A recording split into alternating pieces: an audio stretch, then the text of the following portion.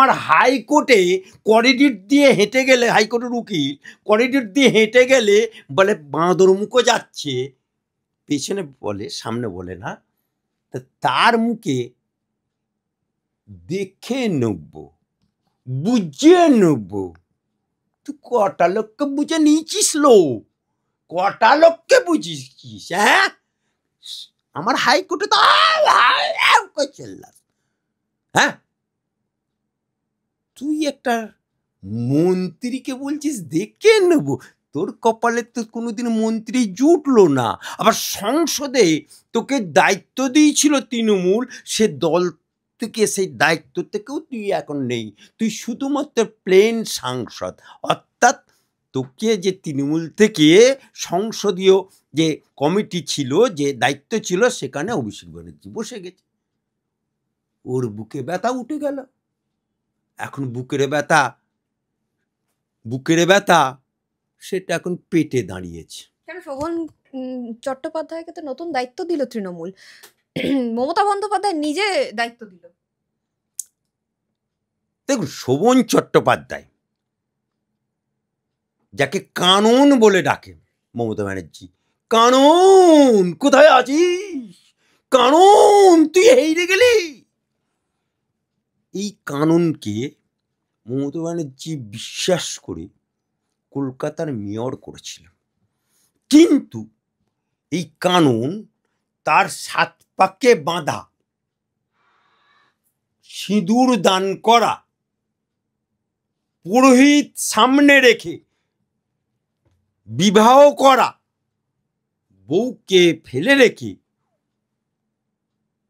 এই কানুন অনেকে বলে জলশোভন বৈশাখীর প্রেমে হাবুডুবু খাচ্ছিল, সাঁতার কাটছিল। আর সাঁতার কাটতে কাটতে তৃণমূল ছেড়ে বিজেপিতে ঢুকছিল। কিন্তু বিজেপি ঠিক সুবিধা করতে পারলো না, কোলকে গড়ল না। ও ব্যাক করে বৈশাখীকে নিয়ে, মানে ওর যে বউ ছিল রত্নাকে ছেড়ে ও পরকিয়া করে, ও বৈশাখীর প্রেমে, বৈশাখীর যৌবনে সাঁতার কাটছিল। এখন মমতা ব্যানার্জি সবই চুপি চুপি করে, চুপি ও MA করে, চুপি LLB করে, চুপি সাওদানাদের সাথে চুক্তি করে, চুপি উনি মনার মা হয় কিনা জানি না, চুপি উনি শোভনের সাথে বৈঠক করলেন। কানন কাঁদতে শুরু করলো। কানন বলল, আমি তোমার কানন, আমি প্রতি ইয়েতে তোমার ভাই, রাখি বাঁধো, তুমি আমার দিদি, প্রাণের দিদি, জানের দিদি, আমি আর থাকতে পারছি না, আমাকে কিছু করো। দিদির মন গলে গেল, ভাইকে দিয়ে দিল, যা টিচিং ফাঁক, সিম খুল যা।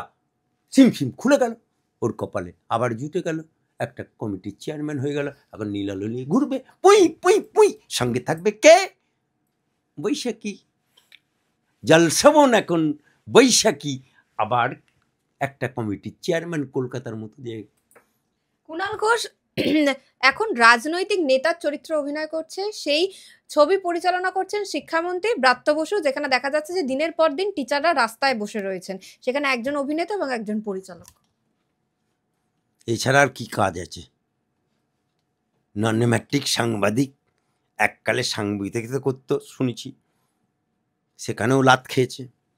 তারপরে তৃণমূলের না ঘাটকা না ঘাটকা, জেলও খেটেছে, বইয়ের হাতে সকাল বিকেল মারও খায়, লোকের কাছে গালিও খায়। তাও সুতরাং ব্রাত্য বোস সেও অভিনেতার, আর এ এখন নতুন করে অভিনেতা শখ গেছে। গালাগাল খেতে খেতে প্রতিদিন যাও গালাগাল খায়। যদি ভদ্রলোকের চামড়া হতো, যদি ভদ্রলোকের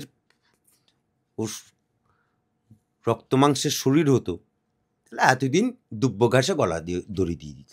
কিন্তু ও তো গন্ডারের চামড়া, ওর না সেই কানে গুজেছি তুলো, পিঠে করেছি কুলো, ওর তো সেই অবস্থা।